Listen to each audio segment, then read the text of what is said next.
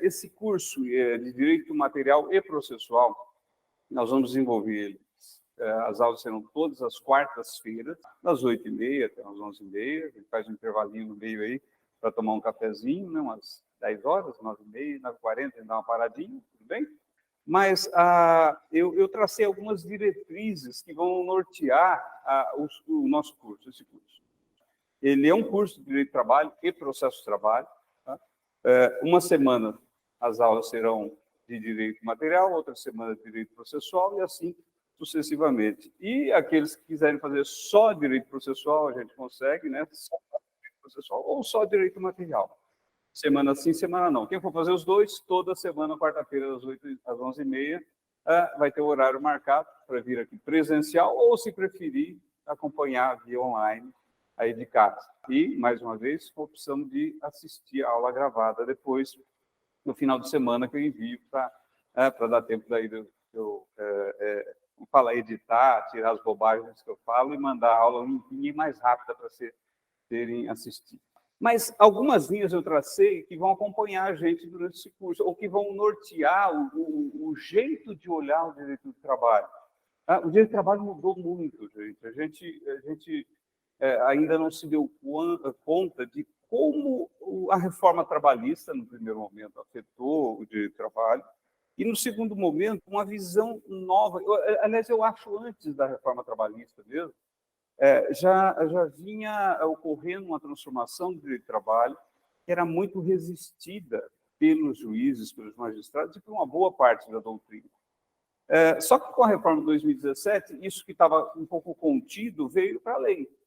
Mesmo assim, quando a reforma veio, um bom tanto, ou eu arriscaria dizer, a maioria da doutrina e dos julgadores resistiram à reforma trabalhista.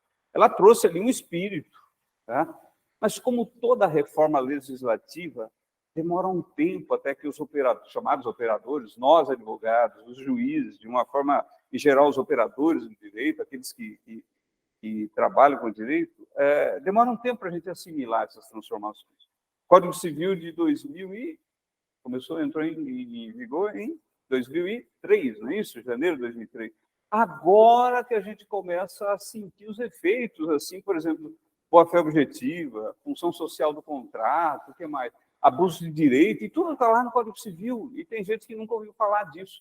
Ou se ouviu, só ouviu dizer, mas na hora de argumentar, não consegue propriamente argumentar com conteúdo, com consistência, de forma a convencer um juiz.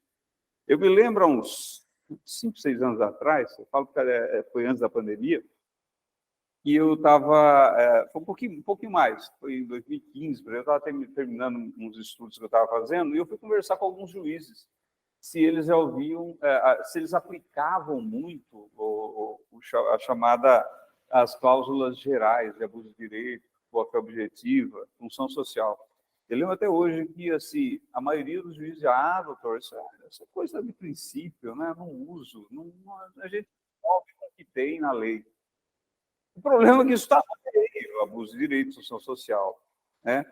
A boa-fé objetiva está na lei. Isso traz uma forma de ver o direito diferente daquela que nós aprendemos na faculdade. O pessoal que está terminando a faculdade, né, que está fazendo a faculdade, terminou recentemente, aí eu falo, sei lá, 3, 4 anos atrás, talvez os professores já tenham abordado isso de algum jeito. Não sei, Malu, João, né? A Neuza já está há mais de 5 anos, mas talvez vocês já pegaram isso. Mas mesmo os professores que dão isso na faculdade, até por conta da limitação do tempo, é muito raso, é muito superficial. E depois também a gente acaba ali, né, se virando com o texto da lei e com o básico, até porque no dia a dia não há muita necessidade, vamos combinar, cada 10 casos, talvez 1, 2, que demandem um pouco mais de argumentação, um pouco mais forte, né? um pouco mais de conteúdo para convencer o juiz. A maioria das ações são simples. Na nossa área, por exemplo, Magda, trabalhista, a maioria das ações, horas extras, verbas decisórias não pagas, horas extras, o que mais? Eventual adicional de insalubridade, periculosidade. O que você vai ficar, né, divagando, né, passeando em argumentação diante de temas simples? Agora, a hora que cai sei lá, um assédio moral, um assédio sexual, um assédio, enfim, um acidente de trabalho aonde se invoca a responsabilidade objetiva sem culpa do empregador. Ou um caso recente que eu acompanhei de uma gestante que pede demissão, uma mulher que pede demissão, mas depois que ela pediu demissão, ela ficou sabendo que ela estava grávida. Será que ela tem ou não direito a ser reintegrada? Ah, não, é só se ela for dispensada, se ela pedir demissão. Mas será que, se ela soubesse que ela estava grávida, teria pedido demissão? Isso faz parte do novo jeito de ver o direito. A resposta tradicional é, não, ela tem direito, ela pediu demissão, tem um novo jeito de ver o direito. Então, uma dessas linhas que eu vou nortear, né, o nosso curso, é isso aqui. O direito do trabalho como ele era, como está sendo e como pode ser. Vou tentar sempre abordar isso. Um aspecto mais histórico, como que era, né? Como que ele está sendo. Né? Por quê? Porque ele está em transformação. Vocês vão pegar juízes que têm lá a CLT em cima da mesa. Essa história é sempre contada. Está lá a CLT. Já sei mais ou menos como ele é. CLT que ele vai seguir.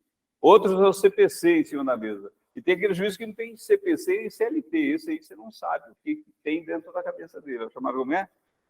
Código Processual, CPP, Código Processual próprio do juiz. Né? E aí, como funciona?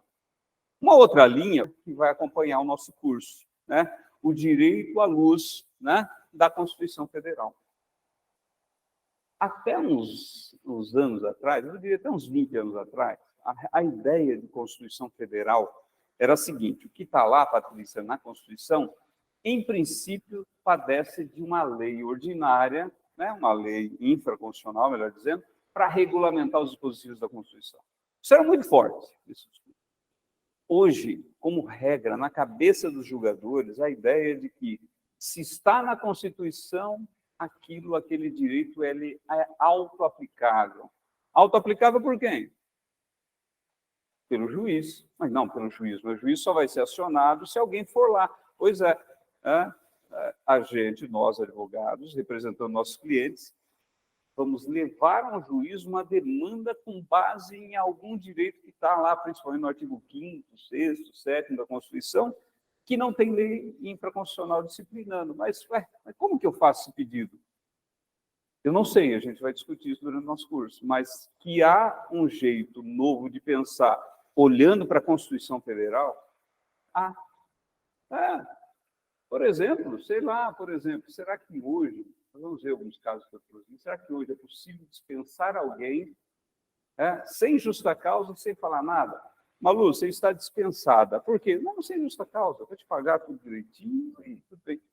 Mas por quê? Não tem que falar para você por quê para você. Será que isso ainda casa com o direito hoje? Ou será que parece que existe uma necessidade de todo mundo que pratica um ato que afeta o outro dar algum tipo de explicação? Se eu olhar para a lei infraconstitucional, eu vou dizer, não tem previsão legal. Se eu olhar para a Constituição Federal, você já começa a ver a coisa de um jeito diferente. Essa, mais uma linha vai seguir. Nós vamos olhar o direito do trabalho à luz da Constituição, do direito comum, Código Civil, processo civil, e da jurisprudência do STF, do TST e do STJ, principalmente dos tribunais superiores. Alguns exemplos só aqui, direito processual. Olha aqui, mais isso aqui.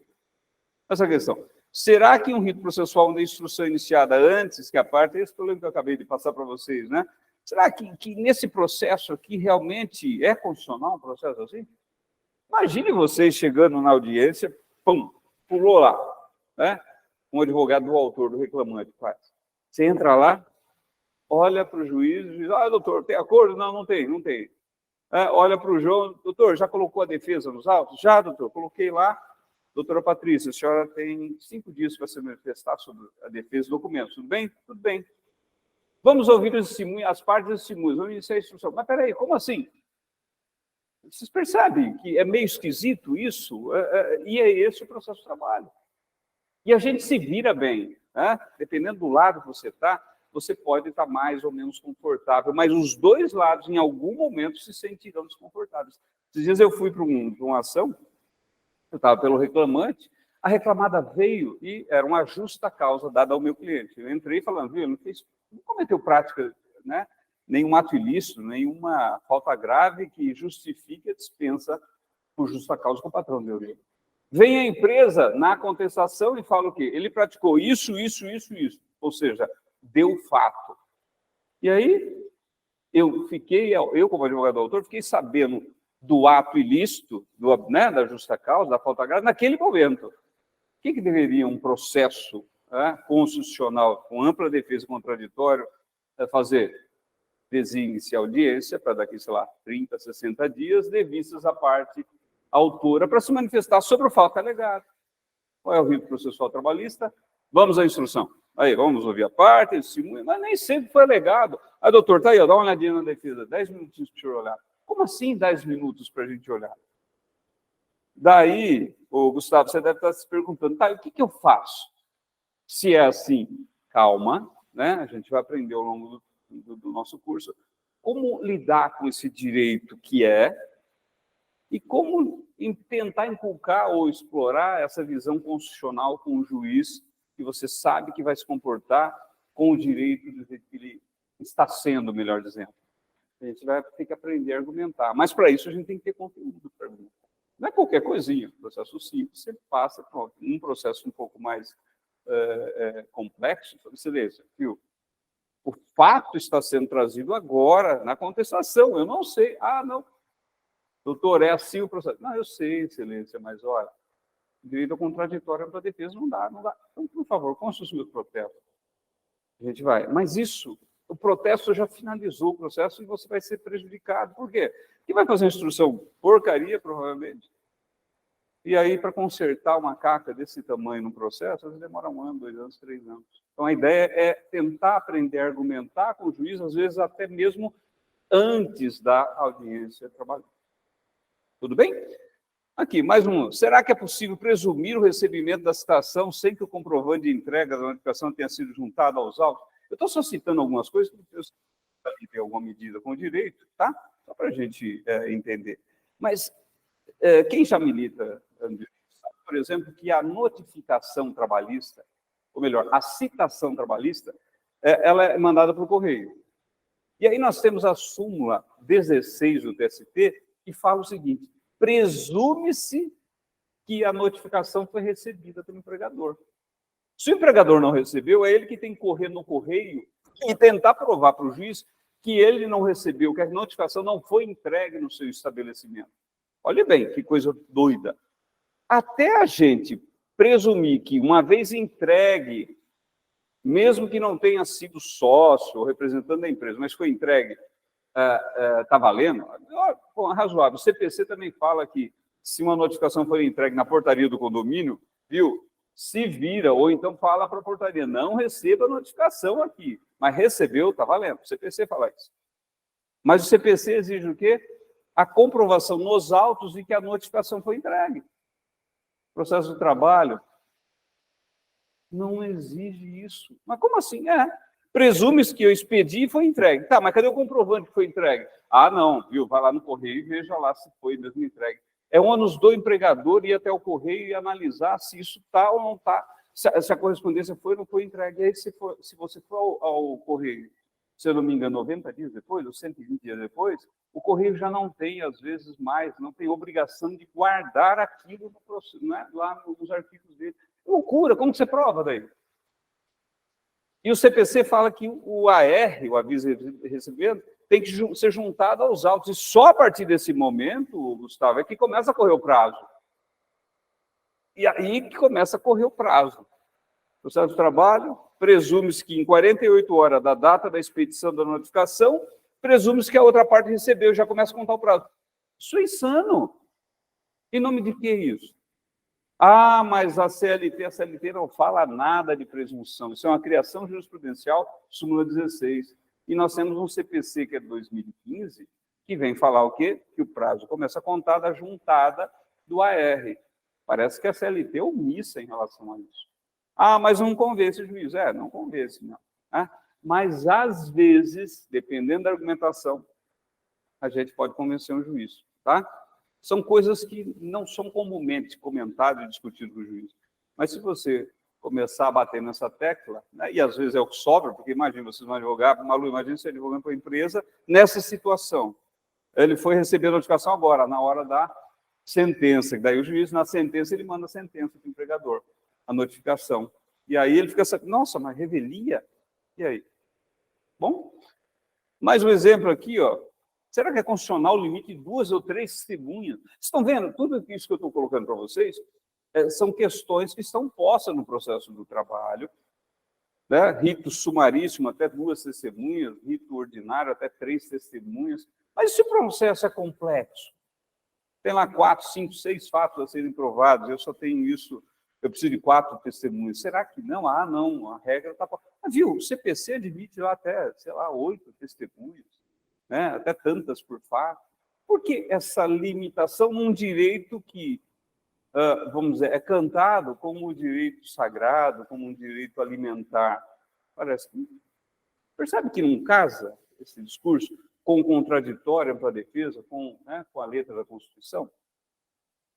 Eu só estou dando alguns exemplos de como nós vamos pensar esse curso. Nós vamos estudar o que é, o que era, o que é a regra posta, mas o que parece que também, né, o que está sendo, melhor dizer, para usar a expressão que eu usei no início, mas também o que parece estar na Constituição, que dá para ter uma visão diferente, em alguns casos, em que, às vezes, merece um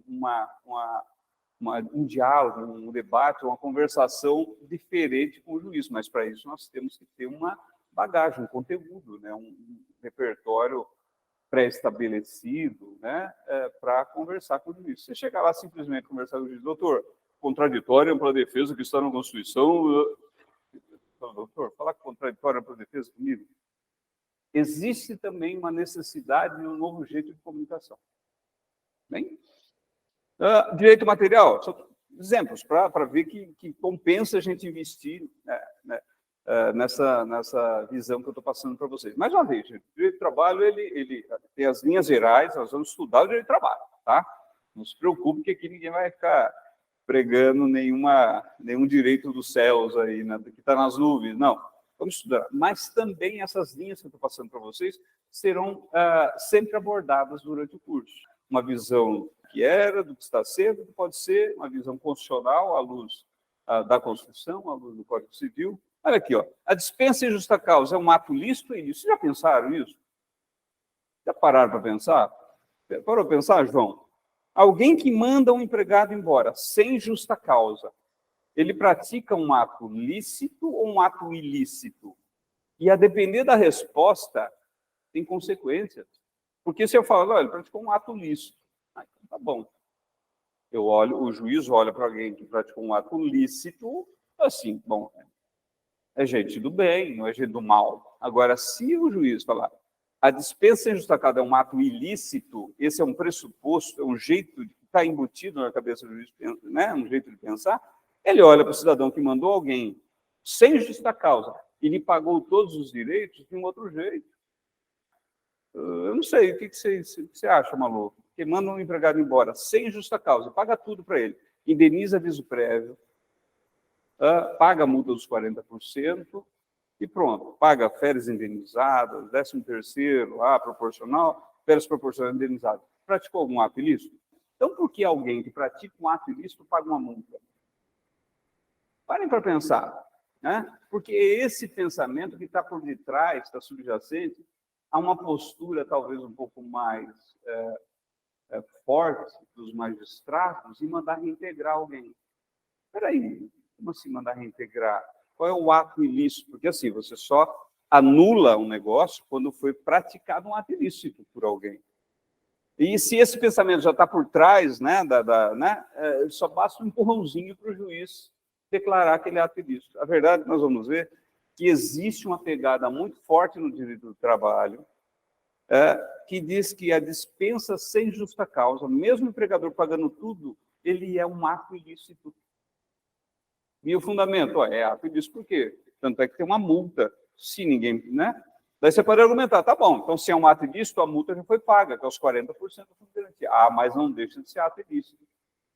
É daí que vem a ideia, ou um bom tanto da ideia, de que, em princípio, eu tenho que mandar reintegrar o empregado que for vítima de acidente de trabalho, por exemplo. Tá? Daí, tá? Nós vamos passar por aí. O que eu quero chamar para vocês, assim, vocês percebem que isso não está na lei. Esse é um jeito de pensar que está aí na cabeça dos magistrados, mas não tá no texto da lei. Isso advém de um jeito diferente de pensar. Romeu, então, às vezes eles pensam com base na lei, às vezes pensam fora da caixinha da lei. É isso mesmo. Tá? A gente vai tentar passar por aí. Será que uma empresa pode dispensar empregados sem dizer os reais motivos? Abordado no começo, né? Será que? Mas onde que está a obrigação que eu tenho que informar? Sabe aonde? Código Civil. Bota objetivo. Falta ou não prática de abuso de direito. Também está na Constituição. Artigo 5º, direito à informação.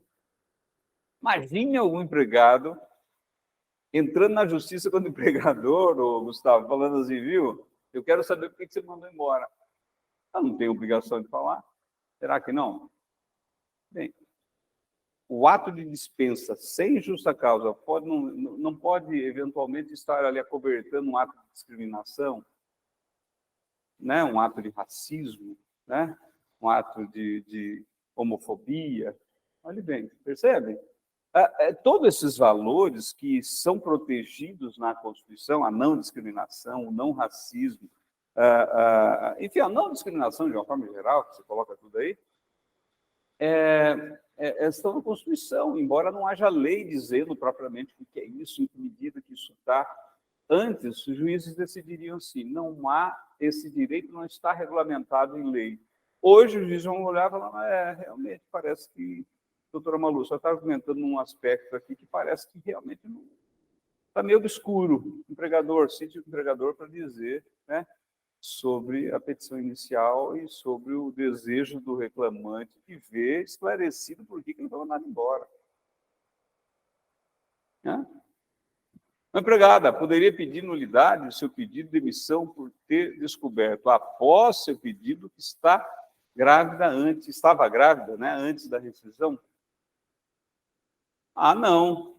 Por quê? Porque ela pediu demissão, ninguém é obrigado a trabalhar. O que é o Instituto da Lesão do Código Civil? Está lá no Código Civil. Que se alguém, por premente necessidade ou desconhecimento, eventualmente, praticar um ato que lhe prejudique, e que se ela soubesse à época não teria praticado, o ato é nulo. Código Civil no direito do trabalho é isso. Eu diria para vocês que, em grande medida, o Código Civil, na parte do negócio jurídico, ele é até mais favorável que a CLT. Porque a CLT, basicamente, é o artigo 9º, que fala o quê? Olha, todo ato que contraria as posições, né, da CLT, né, que vise fraudar, blá, blá, blá, é nulo. Mas fraude exige intenção, mas às vezes que intenção que teve aqui o empregador? Nenhum. Quem pediu a demissão foi a empregada, né? Ela que pediu a demissão. Você percebe que né? Aonde que eu vou buscar isso? No direito civil. Por outro lado, o empregador agora falou, não, peraí, eu não tenho nada com isso, ela pediu demissão, então ela não pode querer reintegração ou indenização de um período aí, enquanto ela não veio me pedir, porque ela poderia ter, antes de ir ao judiciário, pedido para voltar para o trabalho. Que não dá ela esperar um ano depois que ela ganhou a criança e entrar pedindo indenização. Olha, percebe que muda o jeito dos dois lados verem o mesmo, né, o direito? Bom, é essa a ideia. Uma outra linha, então, a primeira linha, né, aquela questão de ver o que era, o que está sendo, o que pode vir. Segundo, direito à luz da Constituição e do direito comum. Terceira linha, exercícios práticos para serem resolvidos durante as aulas, enfim, ao longo das nossas aulas. Nosso curso sempre vai estar aí acompanhando de exercícios práticos, tá? Por exemplo, aqui, trouxe um aqui para vocês, Pedro candidatou-se a uma vaga de emprego da empresa OGECOM, no setor de alimentação. Essa OGECOM vai acompanhar a gente no nosso curso também, tá? Essa danada aqui, não sei se já perceberam o que significa OGECOM, depois vocês façam aí. Após a entrevista, o encarregado de RH o cumprimentou, dizendo que foi muito bem na entrevista e já lhe solicitou que fizesse exame médico admissional. Após o exame, entretanto, sem dar maiores explicações, o empregado de RH lhe disse que a empresa havia desistido da contratação. Dias depois, Pedro ficou sabendo que a empresa contratara outra pessoa para aquela vaga. Se coloquem no lugar do Pedro. Não dá um negócio assim? Não dá uma raiva, né? Como diz a minha mãe, dá uma raiva, né, Paty? Toda quebra de direito, ele assim, me parece começar com uma certa indignação. Nem toda indignação vem acompanhada no direito, tá? Mas geralmente, a hora que você sente um negócio assim, um sentimento, uma tristeza, alguma coisa merece investigação. Às vezes você chega à conclusão que o problema é seu e não do outro. E às vezes você chega à conclusão que o outro praticou alguma coisa errada. Aqui, o que vocês acham? A pergunta é: o empregador cometeu algum ato ilícito ao não contratar? Depende do direito, boa, boa. Não, mas você percebe que é isso, a gente começa a olhar com outros olhos, João, para o direito. A rigor, bom, alguém é obrigado a contratar uma outra pessoa? Não, parece que não, né? Não sou obrigado a contratar, como alguém não é obrigado a permanecer no emprego. Tá, isso é o direito tradicional. Tá. Mas será que numa situação dessa aqui eu não consigo, como advogado, fazer nada? E digo, se eu fizer o outro lado, agora vamos advogar para a empresa, será que ela efetivamente praticou um ato ilícito, portanto, qual é a defesa que ela tem? Simplesmente negar, ela não pratiquei ato ilícito e vamos embora, ou ela teria que produzir a defesa do porquê que ela não contratou? Né? Teria que mostrar. Porque se você falar que ela tem que provar, veja bem, eu estou presumindo que ela cometeu um ato ilícito. Tá? São só questionamentos que eu estou lançando para a gente pensar o direito, né? Para vocês entenderem como vai ser o nosso curso. Tá? Ele vai ser nessa toada, questionador. Sempre vou trazer problemas para a gente analisar o direito, né? Uma visão antes, durante e, vamos dizer assim, nisso que eu tenho chamado de novo direito. Tá? A gente vai estar sempre abordando. Aqui mais um problema. A Maria trabalhou na GECOM e, após 5 anos, foi dispensada em justa causa sem receber nenhuma verba. A empresa elaborou e assinou o TRCT, discriminando as verbas devidas, contudo, não pagou, alegando que não tem condições. Muito comum, Joguinho, né? A empresa não está funcionando normalmente, vendendo como nunca. Não vai mais estar funcionando. Será que o que eu posso fazer aqui? Quais medidas processuais poderiam ser adotadas para tentar agilizar o recebimento das verbas devidas? Todo mundo, reclamação trabalhista com pedido de tutela antecipada para ver se o juiz... essa é a resposta simples. Entro com ação pedindo tutela antecipada para que o juiz intime a empresa a pagar sob pena de multa ou, enfim, pode ser. Posso também, por exemplo, entrar com uma ação munitória, já tentando transformar esse papel que TRCT, que, embora assinado pelo empregador, não é considerado título executivo. Posso também, por exemplo, não entrar com nada. Por quê? Porque se eu obrigar e a empresa vier a pagar, percebe? Eu vou abrir mão da multa do 467. Será que não é melhor, então, esperar a audiência e aí, para ver aplicada a multa do 467? 467 é aquela uma que manda pagar 50% de multa. Dependendo da situação, João. Opa, não peça tutela, não. Espera, deixa a audiência, não faça acordo na audiência. Por quê? Você quer ganhar o dinheiro 50% a mais. Mas isso tem que ser conversado com o seu cliente, porque às vezes ele está querendo aquilo e está bom. Tá? O direito tem que ser pensado, não é um negócio automático. Percebe? Até uma coisa tão, às vezes, parece tão óbvia. Não é. Imagine se o cliente falar, doutor, se eu soubesse, eu esperaria aí 1 ano, 2 anos, eu queria essa multa de 50%. Você tem que fazer uma análise do caso concreto e da situação do devedor, maluco. Se o devedor está lá solvente, trabalhando, opa, deixa eu correr um pouquinho mais. Eu estou sendo prático, tá? O direito é isso. O direito do trabalho é isso, prática. Né? Muito prática. Né? E o advogado tem que aprender a pensar assim também. Mas isso tem que ser conversado com o cliente. Senão o colega dele foi lá e ganhou 10 mil reais. Você vai ganhar 20 aqui. Só que lá ganhou 10 mil reais já. Você está comprando leitinho, o arroz e feijão dele. Aqui você vai comprar isso daqui 1 ano, 2 anos. Não sei se é interessante, né, para ele. Por isso que tem que ser conversado com o cliente.